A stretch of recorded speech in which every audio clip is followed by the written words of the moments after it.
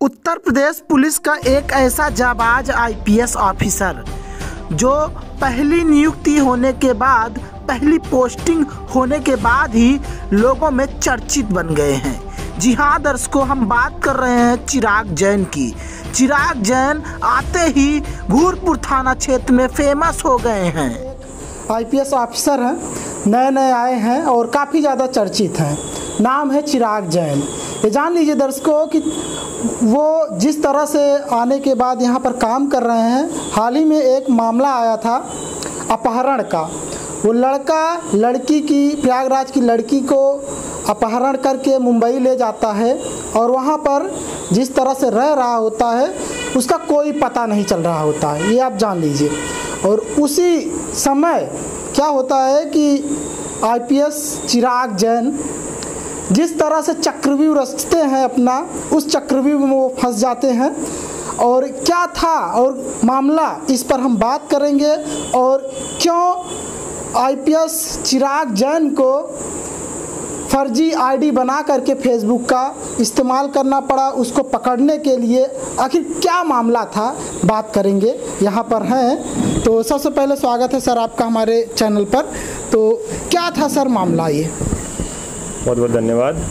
17 मार्च 2022 को एक तहरीर मिली जिसमें एक नाबालिग लड़की का अपहरण करना की सूचना दी गई।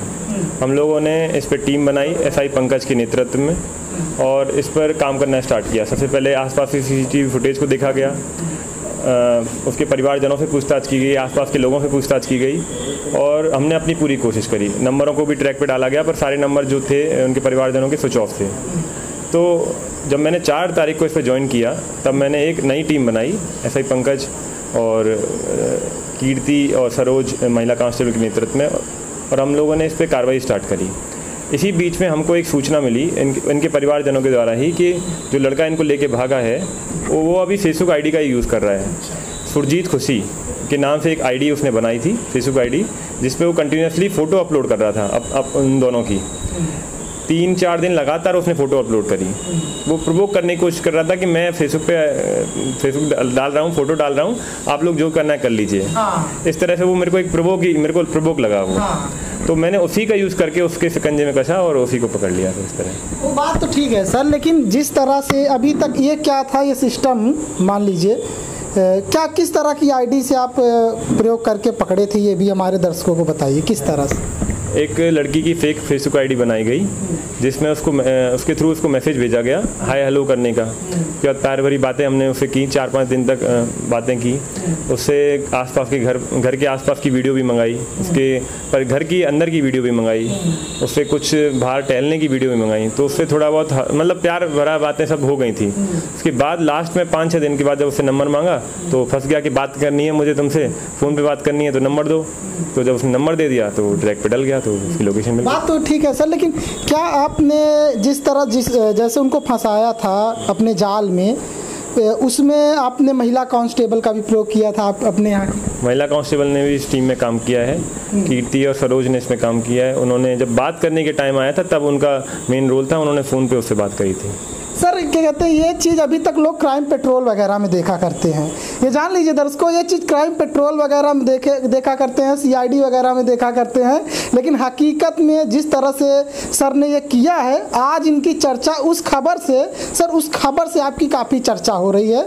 और ये लोग कह रहे हैं कि ये चीज़ें तो अभी तक टेलीविज़न पर दिखाई देता था जिस तरह से पकड़ा जाता था, और आज हकीकत है। इससे लोग ये कह रहे हैं कि ये जो सर हैं जो आए हैं, आपका काफ़ी तारीफ हो रहा है, इससे क्या कहेंगे लोगों में? कहीं ना कहीं देश दुनिया की खबरें पढ़ के सुन के ही हमको प्रेरणा मिलती है कि हम इस तरह के काम भी कर सकते हैं। जब वो 3-4 दिन से कंटिन्यूसली अपलोड कर रहा था तो मुझे लगा कि इसी चीज़, जब वो माध्यम का जो यूज़ कर रहा है तो मुझे उसका भी यूज़ करना चाहिए। और पुलिसिंग जो है अब अनकन्वेंशनल हो गई है। वो कन्वेंशनल जो हम कहते थे पूछताछ करने से, जो आती हैं मार पिटाई करने से, वो सब अभी नहीं बचा है। अभी क्राइम बढ़ रहा है साइबर क्राइम की तरफ। आप देख रहे हैं इसमें भी फेसबुक का यूज़ किया हमने और उसको पकड़ा गया। तो अन्य जो भी अब मेथड है हमको ईजाद करने होंगे। पुलिसिंग को भी एडवांस होना पड़ेगा, पुलिसिंग को साइबर के टूल्स को, फॉरेंसिक के टूल्स को, डिजिटल मीडियम को यूज़ करना पड़ेगा, जिससे कि क्राइम पे नियंत्रण किया जा सके। अभी आप ज़्यादातर ऑफेंस देखेंगे ऑर्गेनाइज वे में और डिजिटल वे में बढ़ रहे हैं। तो इनका जब तक पुलिस उपयोग नहीं करेगी, अपने आप को साइबर सुसज्जित नहीं बनाएगी, तो अपराध पे नियंत्रण करना बहुत टफ है। सर क्या कहते हैं, अच्छा ये बताइए, वो जो अपराधी था वो गया था, क्या उसको जिस तरह से वो गया था, वो रह रहा था, मकान मालिक क्या कहीं ना कहीं आपको लगता नहीं कि जिस तरह से आजकल कोई भी कहीं लेकर जा रहा है और मकान मालिक या होटल का जो मैनेजमेंट है, जो मैनेजर होता है, वहाँ पर जो लोग रहते हैं, इनलीगल तरीके से लोगों को रूम दे दिया करते हैं, तो उनको क्या कहेंगे आप सर? मकान मालिकों से मेरा एक संदेश है कि आप लोग इतना सा एक अगर वेरिफिकेशन कर लें कि जो उनके घर पे किराया का मकान ले रहा है वो कहीं वैलिड आईडी से तो ले रहा है। अब वो अपने आप को पति पत्नी बता रहे थे, तो उनसे एक मैरिज सर्टिफिकेट मांग लिया जाता, उनसे उनके आईडी मांग के उनको माता पिता से बात करके वेरीफाई कर लिया जाता, तो इस तरह की घटना नहीं होती। इसमें वो भी एक कहीं ना कहीं सब योग के पार्ट हैं और उनको भी सचेत होना चाहिए इसमें। सर अच्छे बताइए, जिस तरह से आपने फेक आईडी बनाया, फिर उसके बाद उसको पकड़ा, फेक आईडी बनाने वाला कहीं ना कहीं आपको लगता नहीं कि उत्तर प्रदेश पुलिस में ये नया है? पहली घटना है सर ये। उत्तर प्रदेश पुलिस में कई बार साइबर टूल को यूज़ किया गया है, पर फेसबुक की फेक आईडी पुलिस द्वारा बनाई जाना ये एक नई बात है। मेरे को यूपी पुलिस के जो हेडक्वार्टर से भी कॉल आई थी कि इस तरह का हमने आज तक नहीं किया है, इसलिए उन्होंने अपलोड भी किया उस ट्विटर हैंडल पे, यूपी पुलिस के अपलोड भी हुआ था। डीजीपी सर की कॉल भी मुझे इस बात में रिसीव हुई थी, तो काफ़ी अप्रिशिएट उन्होंने। मतलब सर ये कि अब जो है जो बड़े अधिकारी हैं आपको बहुत जल्द पुरस्कृत करने का जो है प्लान बन चुका है, ये जो खबर हम लोग सुने हैं, क्या सही है ये मेरे पास तो ऐसी कोई खबर नहीं है, अगर ऐसा होगा तो मेरा सौभाग्य है। तो ये जान लीजिए दर्शकों कि उत्तर प्रदेश पुलिस में जिस तरह से सर ने नए तरकीब का अपनाया है, नया तरकीब अपना करके अपराधी की कमजोरी कैसे सर आपको पता चला कि ये अपराधी जो है इस तरह से इस जाल में फंस सकता है? देखिए, जब उसके परिवार से बात की गई तो लड़की को उसने मतलब उसको लड़की के साथ उसको भगा के ले गया, तो कहीं ना कहीं वो इन सब चीज़ों में इन्वॉल्व है, मतलब तो वो मुझे लग रहा था कि वो दूसरी लड़की के साथ ही फंस जाएगा। उसने इसके साथ फंस गया तो वो दूसरी के साथ ही फंस जाएगा। और जब वो कंटिन्यूसली फेसबुक का यूज़ कर रहा था तो मुझे लगा कि इसको यूज़ किया जाए। अब जब मैंने उससे बात करने लगी तो वो तैयार हो गया। तो एक तरह से ये देखिए अब प्रेम प्रसंग कैसे हो सकता है, आप किसी से प्रेम करते हैं और दूसरी लड़की से बात कर रहे हैं उसी फेसबुक के थ्रू, उसी से फ़ोन पर बात करने को तैयार हो गए, मिलने को तैयार हो गए, तो ये सब चीज़ें गलत हैं। सर क्या कहते हैं, इस समय आप ये जान लीजिए कि प्रयागराज में काफ़ी ज़्यादा आपका नाम है। अभी मैं आ रहा था और क्या कहते हैं कुछ लोगों से बताया कि जा रहा हूँ मैं सर का इंटरव्यू लेने, और उसी सिलसिले पर कुछ जो खबरें हैं उसी पर उनसे बात करना है।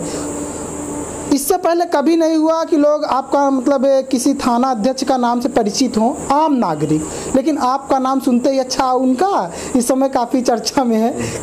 ये कैसे सर, कैसे आखिर कैसे? देखिए, आप अगर जन सुनवाई में अगर अच्छे हैं, लोगों की सुनवाई कर रहे हैं, तो लोग आपके पास ज़रूर आएंगे और फिर वो उससे संतुष्ट भी होंगे। एक होता है कि चिड़िया बैठा दी हमने, साइन करके दे दिया, आवश्यक कार्रवाई करें, तो वो मेरा जन सुनवाई करने का तरीका नहीं है। मैं आते हैं तो यहाँ से एक बार अपने बात को संतुष्ट होकर जाते हैं कि मेरे ऊपर, मेरे कार्य के ऊपर कोई कार्रवाई हुई, सुनवाई हुई, मेरा निदान हुआ, यही मेरी कोशिश रहती है। इसी वजह से आज लोग प्रेम कर रहे हैं। सर इतना जिस तरह से मैं क्या कहते हैं लोगों से सुनता हूँ, कहते हैं कि आप बहुत कूल तरीके, जब से आए बहुत कूल तरीके से लोगों से बात करते हैं और उनके समस्या का निदान करते हैं। सर ये कूल रहने वाला, वो भी खास तौर से पुलिस लाइन में, कैसे कर ले रहे हैं सर? अभी ये कूल अभी ही रहेंगे या आने वाले टाइम में भी रहेंगे आप?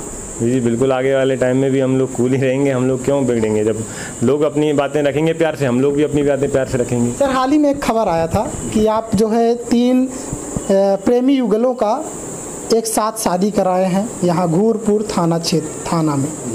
क्या था वो भी मामला, उसका भी थोड़ा बताइए दर्शकों को हमारे। ये हम लोगों ने शनिवार, रविवार और सोमवार 3 दिन लगातार 3 युवक युवतियों की शादी कराई हैं। तीनों में ही एक ही तरह के मामले थे। तीनों में जो युवक युवती थे वो प्रेम प्रसंग में कई सालों से थे और वो लोग शादी करना भी चाहते थे, पर किसी कारणवश विवाद हो गया उन दोनों में और लड़के ने मना कर दिया, मैं शादी नहीं करूँगा। तो लड़की 3 दिन हमारे पास आई, तीनों लड़कियां हमारे पास आईं और बोला कि ये मेरे साथ रहा है, संबंध बनाए हैं और अब मेरे से शादी करना नहीं चाहता। तो इसी संबंध में हम लोगों ने उनके परिवार को बुलाया, समझाया कि इस तरह से अगर आप करेंगे तो मुकदमा दर्ज होगा, आप सभी को परेशानी होगी। तो क्योंकि सब लोग, ये दोनों लोग अपनी रजामंदी से प्रेम प्रसंग में रहे हैं, इतने सालों तक संबंध में रहे हैं, तो आप दोनों अगर शादी कर लेंगे तो दोनों के लिए अच्छा रहेगा। तो परिवार वालों ने समझाया लड़के लड़की को और दोनों मान गए और हमने यहाँ शादी की। सर 3 लोग थे, 3 दंपति थे, मतलब 3 प्रेमी युगल थे। जी जी जी, 3 प्रेमी युगल। सर 3 प्रेमी युगल, ये जान लीजिए दर्शकों, 3 प्रेमी युगल थे और ये घूरपुर थाना में पहला ऐसा मामला है जब किसी थाना अध्यक्ष को 3 प्रेमी युगलों का शादी एक साथ कराना पड़ रहा है।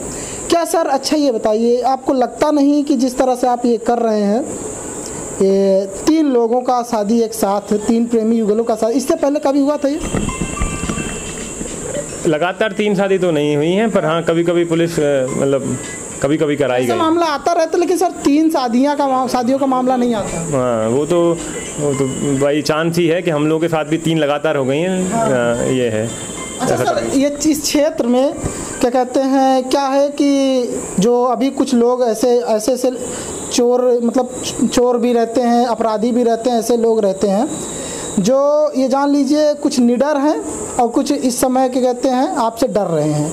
जो नहीं डर रहे हैं उनको क्या संदेश देना चाहेंगे? उन लोगों को ये संदेश देना चाहूँगा कि मैं पहुँच रहा हूँ उनके पास। कुछ ही समय में अगर मीडिया का सहयोग रहा, जन नागरिकों का सहयोग रहा, तो हम लोग उनके अपराध पे कायम कर लेंगे। तो इससे मेरी उनको गुजारिश भी है कि अपने अपराध की प्रवृत्ति को छोड़ के सही रास्ते पे आ जाएं, नहीं तो वो लोग जेल जाएंगे सब लोग। ये जान लीजिए दर्शकों, ये थे IPS चिराग जैन। और सर जाते जाते क्या संदेश देना चाहेंगे खासतौर से प्रयागराज के लोगों को? पुलिस आप ही के अपराध को नियंत्रण करने के लिए, आप ही के सहयोग करने के लिए, आपकी समस्या को निवारण करने के लिए है। तो पुलिसिंग की जो छवि है वो जो है अच्छी बनाए, उनका लोगों का सहयोग हमको मिलेगा पुलिसिंग का, तो हम लोग उस पर अपराध में नियंत्रण भी करेंगे और आपके साथ काम भी करेंगे। सर अच्छा, आप कहाँ से हैं वैसे प्रॉपर? मैं रहने वाला भरतपुर राजस्थान से हूँ। मेरी पढ़ाई जयपुर से हुई है और मैंने UPSC की तैयारी दिल्ली से की थी। 2019 में आपने सर क्वालिफाई किया था?